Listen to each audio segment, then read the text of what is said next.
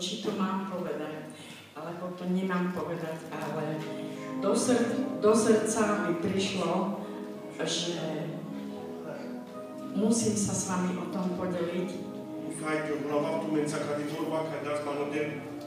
aby náš pastor, aj vy ste mi pomohli rozluštiť tento sen. Aj kde som bola. Musím vám trošku povedať aj o svojom pozadí, lebo všetko to moje pozadie má nadväznosť na tento sen.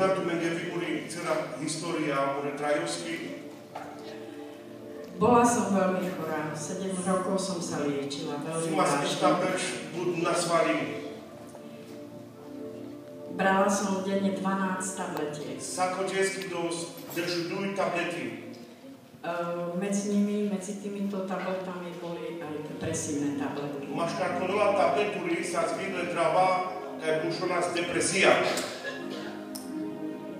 Pomaly 7 rokov som ich brala a výsledok žiadny. A dokonca som došla už do takej chvíli, že sa mi už nechcelo ani žiť.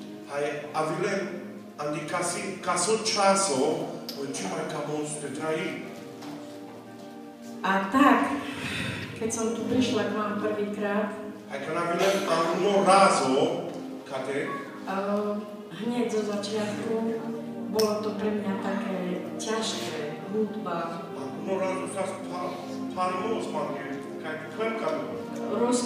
Rozprávate tak zo srdca a bolo to na mňa veľa. Prvýkrát. Ale potom som tu začala chodiť. A môj život, dá sa povedať, že sa pomaličky zmenil.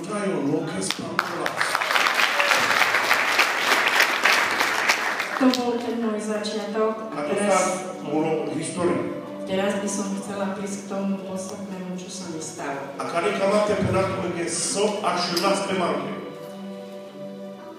2 týždne teraz posledné som to bola taká chorá, také záchvaty som mala,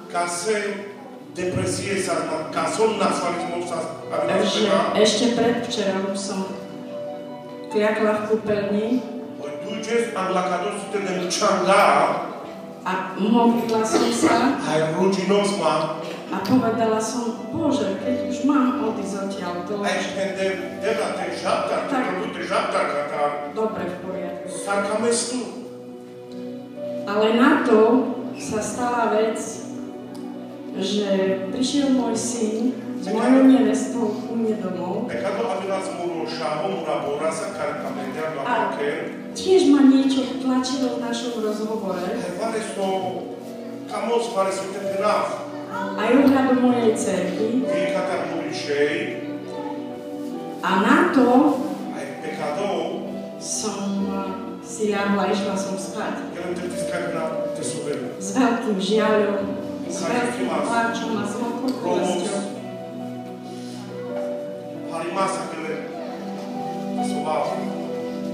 Mám ten papier v ruke,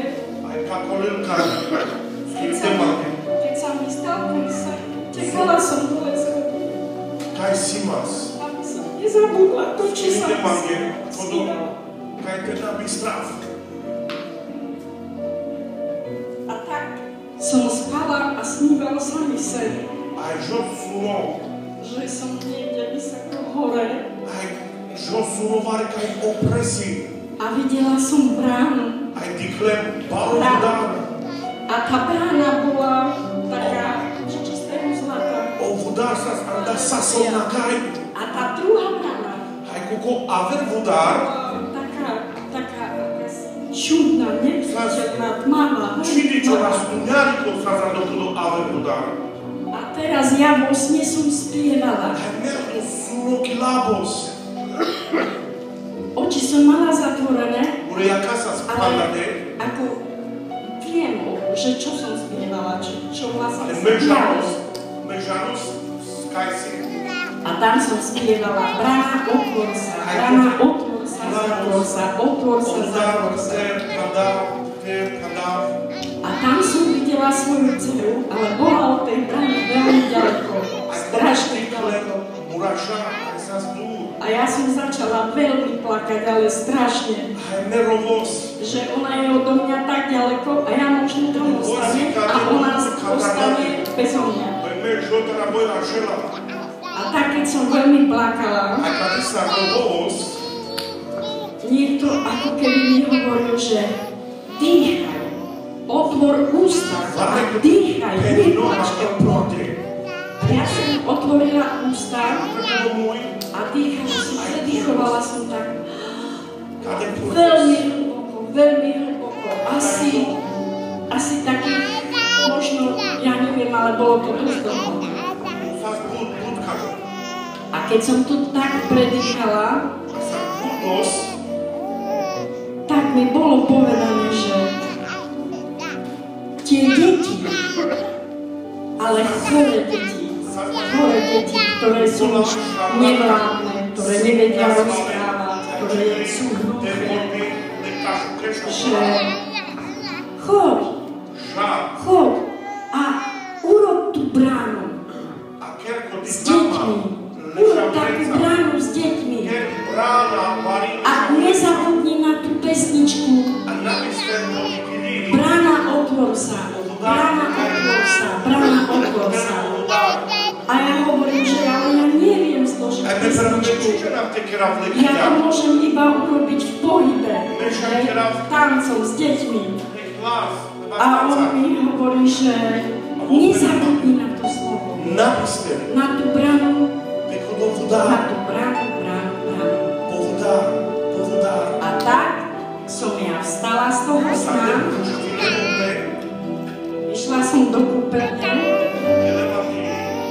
a stále to musím to povedať. Mala som taký problém, že musím to stále, ako keď som zmývala zuby, alebo čo spravedlňujem sa.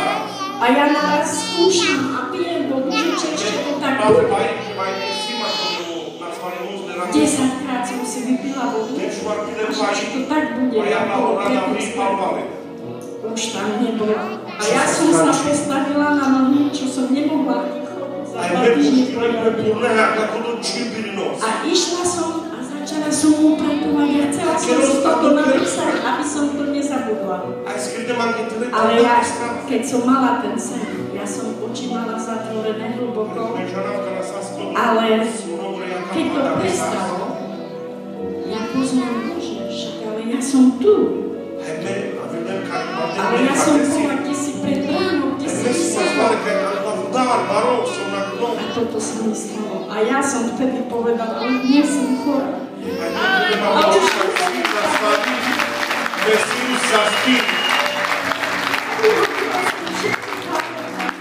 ďakujem nášmu otcovi, že že konečne môj žiaľ a moja ťažba, ktorá ma trápila, že mňa vyšla.